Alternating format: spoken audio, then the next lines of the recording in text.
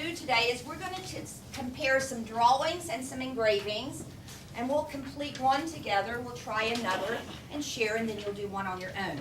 We have 4 classes of 4th grade, and actually this is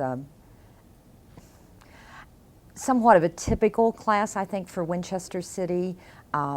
A mix of abilities, but no one at the really high end and no one at the really low end. So it's a nice average class. These are very inquisitive children. Imagine you've been exploring in America. Imagine you were Christopher Columbus and you went back to Europe. Do you think people will be curious about what you saw, what you found? Yeah.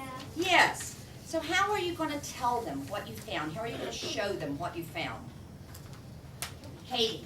You might bring back some stuff that we saw in America. You may bring back some artifacts and things that you saw. That's a great idea. Jocelyn, how else? If we're going in a garden, they could have some corn. Okay, guys, this is what happened. The people who came to America wanted the Europeans to know what the Indians were like. So they wrote a lot of stories. But they also sent this wonderful guy named John White. And guess what he was? He was an artist. He was the Mr. Edwards of these explorers. And he decided to do some drawings. So what we're going to do today is we're going to look at actual drawings that John White did. But there's a problem. Now we've just moved into the first Virginians, the first Americans. So we're really just starting the history content.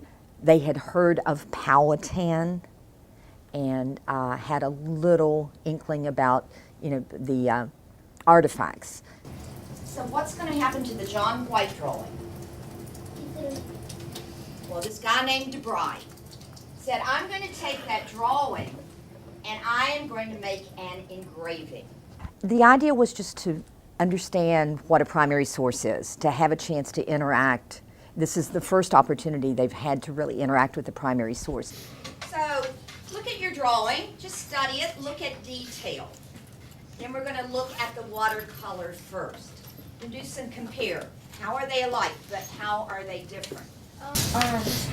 His head, the picture that he made, the heads are more rounded, and this one are like more like oval.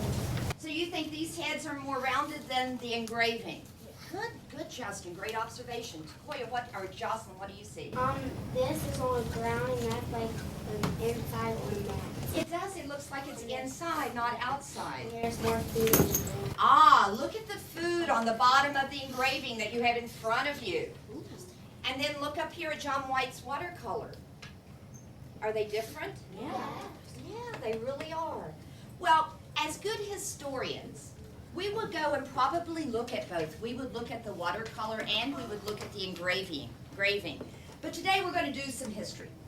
We're going to do some history by looking at the one in front of you, at the engraving. I just wanted to introduce something I thought they would have some fun with, that would be easy on their level and give me some scaffolding that I can start building on. Then we can get a little more complex in using primary sources in the future.